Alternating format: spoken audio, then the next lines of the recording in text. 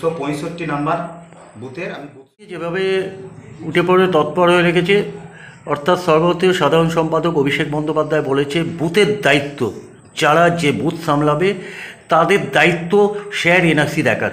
কি নজরে দেখছেন আর কীভাবে আপনারা এই করছেন? অভিষেক বন্দ্যোপাধ্যায়, প্রথমেই অভিষেক বন্দ্যোপাধ্যায়কে ধন্যবাদ জানাই। উনি যে বলেছেন আমিও ওর মতে সহমত যে বুথে কোনো ভোটার কেউ যাতে না বাদ পড়ে, তার আমি পক্ষে আছি। আপনারা কিভাবে করছেন, দাঁড়াচ্ছেন কীভাবে, বুথ কীভাবে দেখাশোনা করছেন? যেভাবে আপনার চাপ দিয়েছে সরকারি, কেন্দ্র সরকার যেভাবে চাপ দিয়েছে এবং 7 দিনের ভেতরে কমপ্লিট করতে বলছে, তো আপনারা কিভাবে করছেন সেইটা নজর দিচ্ছেন? আমরা প্রচুরভাবেই আমরা লক্ষ্য দিয়ে রেখেছি। আমাদের যে পঞ্চায়েতের সুপারভাইজার আছে, বিএলও 1, বিএলও 2, হ্যাঁ, আমাদের এখন তো হয়নি, এসআরআই হয় না। যখন আরম্ভ হবে তখন আমরা লক্ষ্য নজর দিয়ে আমরা কাজটা করব। নভেম্বরের 1 তারিখ থেকে চালু হবে, ডিক্লেয়ার হয়ে গেছে আপনার, যে কেন্দ্র সরকার ডিক্লেয়ার করে দিয়েছে 1 তারিখ থেকে আপনার চালু হবে। সেই ক্ষেত্রে আপনারা ব্লক বুথ হয়ে সভাপতি আপনারা কীভাবে আপনারা করছেন, নজর দিচ্ছেন এখন থেকে? আমরা প্রচুরভাবে লক্ষ্য দিয়ে আছি। প্রথমত বলি, মমতা বন্দ্যোপাধ্যায় যে বলেছেন যে বুথের কোনো কর্মীর নাম যাতে না বাদ যায়, সেই দিকটা আমাদের লক্ষ্য আছে। যে প্রকৃত ভোটার সে বাদ যাতে না পড়ে, সেইটাই আমরা লক্ষ্য দেব। 2026-এর আগে বুথ সভাপতিদের বিরাট বড় দায়িত্ব দিয়ে দেওয়া হয়েছে এবং যদি সেই বুথ হারে তাহলে সেই বুথের থেকে বুথ সভাপতিকে সরানো হবে। কতটা ভয় বা কতটা দলের প্রতি আস্থা রেখে এই কাজটা করতে পারবেন 2026-এ? যেটা বলেছেন খুব ভালো কথাই বলেছেন। যদি কেউ যোগ্য বুথ সভাপতি থাকে উনি থাকবেন, আর যদি অযোগ্য বুথ সভাপতি যদি না কাজ করতে পারে, তাহলে আমার মতে বলে যে দাদা কিংবা দিদি অভিষেক বন্দ্যোপাধ্যায় কিংবা মমতা বন্দ্যোপাধ্যায় যেটা বলেছেন ওটাই যুক্তিসঙ্গত। আসতে চলেছে এনআরসি বা এসআইআর, কি ভাবছেন? বা এই যে মানুষকে পঞ্চায়েত সমিতি থেকে কি পরিষেবা দেওয়া যেতে পারে?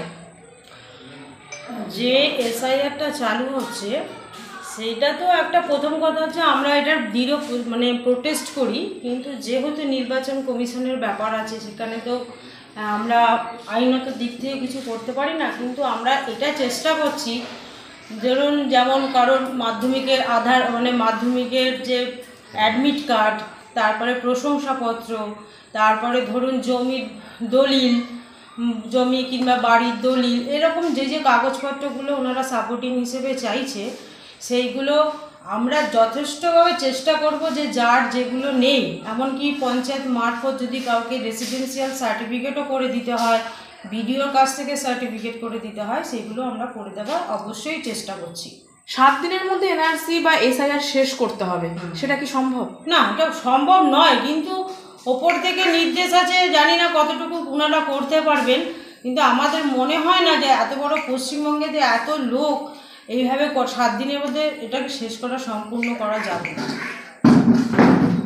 যদি কোনো পরে আবার ওনারা ডেট বাড়াতেও পারেন, টাইমিংটা সেটা আমি এখন তো বলতে পারবো না।